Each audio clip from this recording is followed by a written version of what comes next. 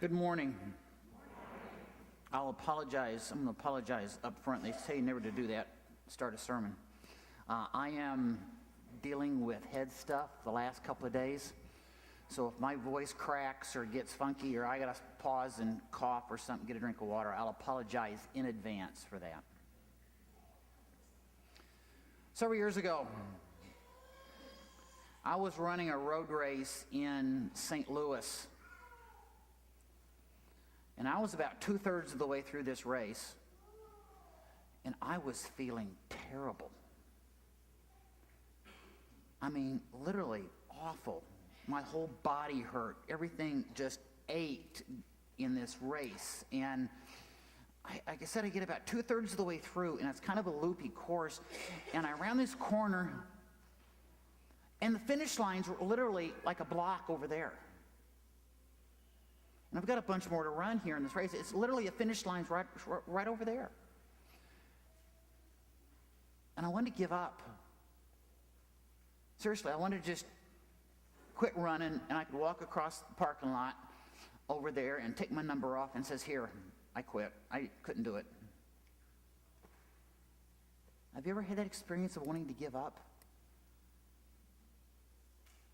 Maybe it was work. Maybe school, maybe an athletic team or an athletic competition, maybe a relationship you have that gets hard in going in. Have you ever felt like giving up on God? That life gets difficult, life gets hard, God gets going in here? Have you ever felt like giving up as this life of discipleship? This life of living a disciple as a follower of Jesus Christ? That's exactly what this story this morning is about. We're going to be in Ezra chapter 3. So as I kind of lead you there, kind of review from the last couple of weeks, grab your Bibles and open them up to Ezra chapter 3. We need to go back 2 weeks. Last week we kind of had a pause to do Impact Sunday. This week we are back on Crimson Thread. And 2 weeks ago we saw is that Israel and Judah, those two kingdoms, Israel is that northern kingdom and Judah is that southern kingdom, the 10 tribes in the north, the 2 tribes in the south. We saw last week is that we've been hearing the stories through this whole series is that how the people of God kept rebelling against God, how they rebelled against worship. They didn't get worship right. They rebelled against God. Last week we saw the consequences of that rebellion. The northern kingdom of Israel, God comes in and the nations destroy that kingdom. They take the people off, exile them in mass across the empire, across the world. They bring foreigners into that land and settle them right there. And for that, those 10 tribes, those promises of a nation, those promises of land, those promises of blessings for those 10 tribes, they're gone. You never see and never hear from those 10 tribes again. Focus shifts down to the southern kingdom of Judah. It takes about 200 more years to get to this stage, but they get to the same stage where their rebellion, where their failure to worship God correctly catches up with them, and a country called the Babylonians destroy Jerusalem. They destroy Jerusalem, they destroy the land, they destroy the cities, they destroy everything around it. They take the key leaders, thousands of the key leaders, they take them and take them off into exile. And life in that land gets really, really hard. I mean like survival hard. We're not talking thrive and building temples and building stuff. We're talking survival. We're talking eating. We're talking making a living. We're talking existence. It gets really, really hard. And there are people that are living in there that simply gave up. Literally, they gave up. Some of them gave up and stayed in the land. A lot of them gave up and just left. They went down to Egypt and says, "We can't deal with this anymore. We can't deal with this land. We can't deal with Yahweh. We can't deal with what's going on. It's just too hard. We give up. We're gone."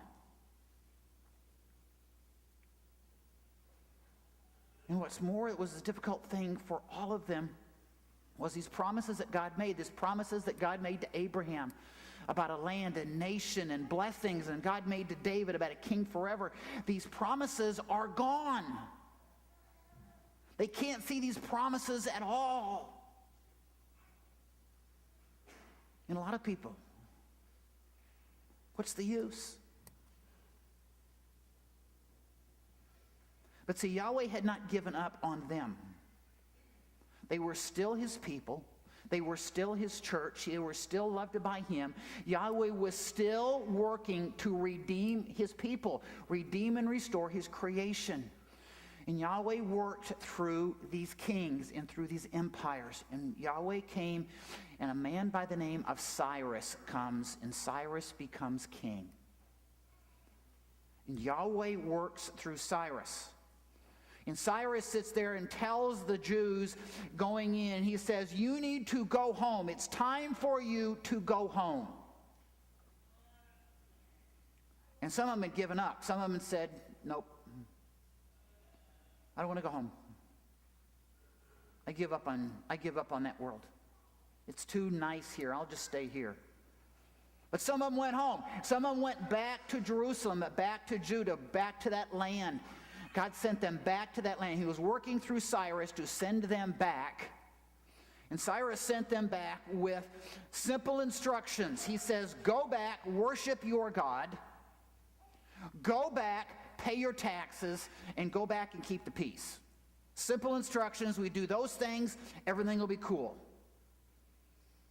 And so they go back.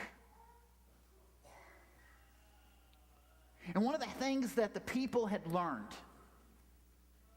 they learned in the process in the 70 years and listening to the prophets, is that the reason they got into this mess in the first place is they were rebelling against God and they weren't worshiping God the right way.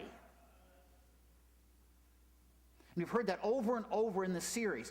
But they finally caught on to that. They weren't worshiping God the right way. And as they came back into the land, they said, we're not going to do that again. We're going to do things right this time. And that's where we're in Ezra chapter 3. We're going to be at Ezra chapter 3, verse 3. Because as they come back, this is what the story takes place. Ezra 3,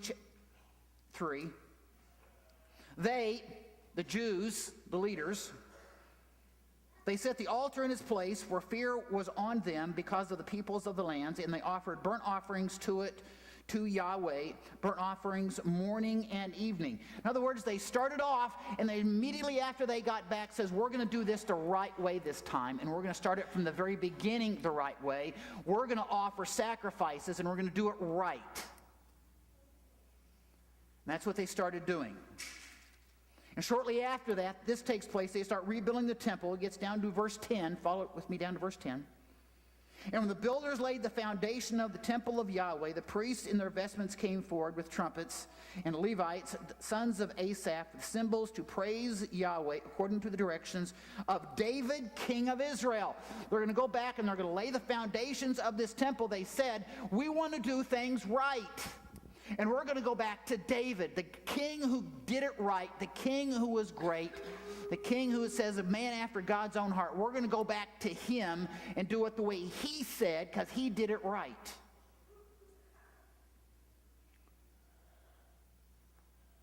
Verse 12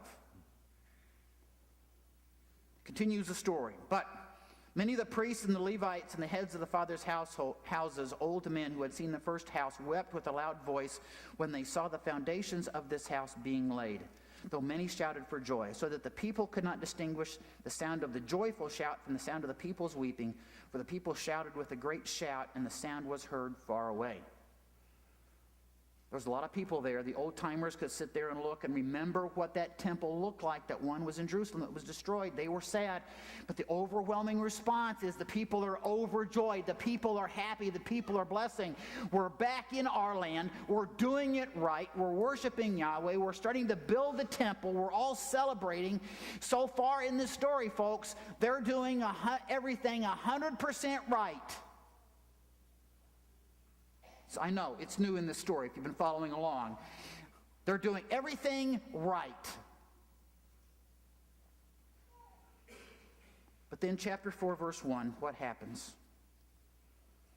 Now the adversaries of Judah and Benjamin heard that the returned exiles were building a temple to Yahweh, the God of Israel. They approached Zerubbabel and the heads of the fathers' houses and said to them, "Let us build with you, for we worship your God as you do, and have been sacrificing to you ever since the days of Esarhaddon, king of Assyria, who brought us here." Remember those people that I said that they brought in, those foreigners they brought in? That's what we're talking about. That's who we're speaking of. Those foreigners came to the Jews and said, "Hey, we worship your God. Let us worship your God with you. We'll help you build. Let's worship together." But see, the Jews learned their lesson. They knew from their history and they knew from the past what got them in this problem in the first place was one of the things in here. They listened to the foreigners. They listened and got influenced by the people who didn't know anything about worshiping Yahweh. And so the Jews sat there and they said, "We could let them worship with us, but we're going to end up in the same problem we had before." And so they say no. And again, they did everything right. Everything they've done so far has been 100% right. But go down to chapter 4, verse 4.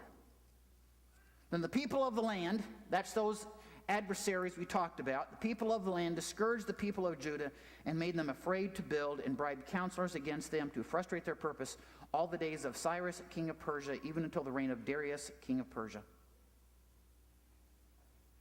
It got hard. Those adversaries didn't take no for an answer. It made life hard. There was persecution, there was attacks, they were dragging kings into it, there was governmental courts, all this stuff going in, and it got really, really hard to worship Yahweh and to keep doing it that way. And they gave up. They quit. They gave up. See, I think there's this human tendency we all have to think, if we do everything right, if we do everything right and we do it in the right order, if we do those things right, life is going to be easy, or at least easier. The story tells us otherwise. These people did everything right. Sometimes when we're following Yahweh and living this life as a disciple, you can do everything right, and it's going to be hard. Living this life as a disciple is hard. Those 11 disciples that followed Jesus, we're going to discount Judas a second. For those 11 disciples who followed Jesus, 10 of them lost their lives. Only the Apostle John died a natural death. It was hard. For followers of Jesus, there is a cost that's following Jesus. There's a cost that comes into play. If we're going to really follow him, it's that cost that comes into play. Sometimes that cost is getting out of the comfortable. Sometimes that cost is what we got to give up. Sometimes that cost in here is simply we're stepping off into the unknown. And it gets difficult doing that. And when the cost gets high and it gets difficult, there's this temptation to want to give up. Maybe we'll give up on simply being a disciple. Maybe we'll just give up on this trying to live for Jesus every day. Maybe we'll just give up on this joining Jesus thing. We'll just give up on this. I'll be just a pew occupier, as one guy used to call it, as a pew sitter Christian in here. I'll come every Sunday and I'll worship and I'll sing and I'll do those things and I'll give my money, but don't ask me to get involved. Don't ask me to live for Jesus because the cost is too high. I give up that part. Maybe we're simply giving up on God. when the problems get too high and the questions get too much and the struggles get too big and the things we're dealing with get so overwhelming in our life, maybe it's just giving up on God altogether.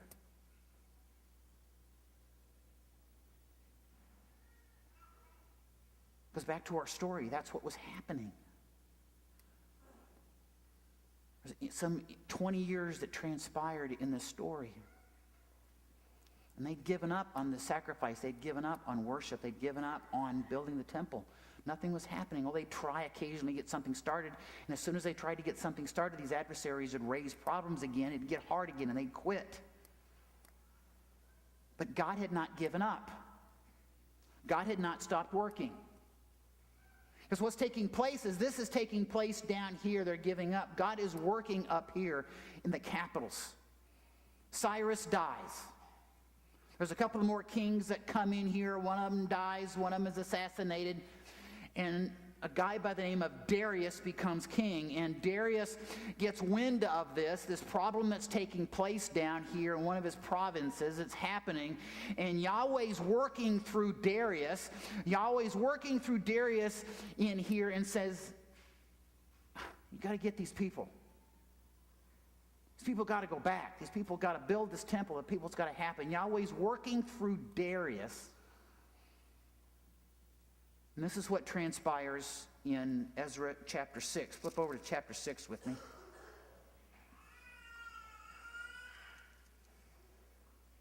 Chapter 6, verse 6. These are the words of Darius after he's had this encounter with God and finding out what's happening and how God's working through him. This is what Darius says. Now, therefore, Tattenai, governor of the province beyond the river, Sheth-Bozenai and your associates, the governors who are in the province beyond the river, keep away. What he does is those adversaries that are causing all those problems and all those adversities, he calls them by name and says, number one, stay away. Keep out. Verse 7. Let the work on this house of God alone. Let the governor of the Jews and the elders of the Jews rebuild this house of God on its site. In other words, they're supposed to build this house. Stay away. Let them build this house. Verse 8. Moreover, I make a decree regarding what you shall do for these elders of the Jews for rebuilding this house of God. This cost is to be paid by these men in full without delay from the royal revenue. Item 3, not only are they supposed to build this house, but I'm paying for it. Yahweh's working through Darius. And as in contrast, what we heard 2 weeks ago is that the people wouldn't listen when God was acting and wouldn't listen when the prophets were speaking. This time, the people listen. And the people rebuild. And they keep building on to the temple. God is working. When his people wanted to give up, Yahweh kept working. When his people want to give up, Yahweh keeps working. He still does. Yahweh keeps working in baptism. Baptism's not a one-shot deal. It's not when you're a kid, we pour water over your head and it's gone and done. See you later, thanks for the time. Baptism, he keeps working each and every day. Every day he brings that to us. Every day we're reminded that we're baptized. In baptism, he fills us with his grace. He fills us with his love. He stamps his name on us. We're his and we're his every day. He's still working in this body and blood. We came to the table, we placed the bread and the wine in your hand and sat there. And he gives you himself. He gives you his very body and blood in this bread and wine. I don't understand how he does it, but that's what he does. He says, this is who I am. This is strength. This is forgiveness. It's my presence. It's my grace. It's the power to go on when things are most difficult in your life. This is where we run. We run to the Lord's Supper because this is where Yahweh brings himself and says, this is where I'm still working. I got to pause here and bring one thing in. I want to ask how many of you who have done this, because I've heard it way too many times. And people are going through a difficult time, and people are struggling, to not give up in the midst of the difficult time. I've heard this line so many times. I know that God won't give me more than I can handle. All right? Some of you are grinning, all right? For the rest of you, this is what's called Mythbuster time. I promise you he's going to give you more than you can handle. Because if he doesn't give you more than you can handle on occasion, what's this faith stuff for? What's the use? If you can handle everything that is thrown at you, what do you need God for? He's going to give you at times more than you can handle. The story is what was going on for these Jews. It was more than they could handle. He's going to give you more than you can handle, but he's not going to give you more than he can handle. He's not going to give you more than he can handle, because he is still working. He's working through this. He's working through his water. He's working through his word. He is still working. Because one thing we know is this life as a disciple is hard. It's hard to be a follower of Jesus. And it's only getting harder. You've heard us talk about this post-Constantinian shift. This post-Constantinian, from about 300 is the society, culture, state, and church were all running together. It was all the same thing. And about the last 50 years, they've split, and they're going in diametrically opposite directions, and it brings up all kinds of crazy questions and all kinds of hard stuff. And it's easy in the face of all that to give up. Because we know the reality is if it was hard yesterday and it's harder today, guess what? It's going to be even harder tomorrow. There's going to be even harder questions we got to deal with tomorrow. But see, Yahweh doesn't give up. Yahweh doesn't give up. He continues to work through his creation. He works through his people in the story. He worked through Cyrus. He worked through Darius. He worked through Zerubbabel and those leaders. He works through his people, through his creation, to redeem and restore his people. Yahweh continues to work through his church. It's his creation, not building, not organization. Church, capital C. Work through his water, work through his word, work through the Lord's Supper. He continues to work through his church so his people would know and follow Jesus. He continues to work through you. His disciples, his followers. That when in the face, when it gets hard, in the face when you want to give up, you know that he's still working through you, that you would love him and love others. Amen.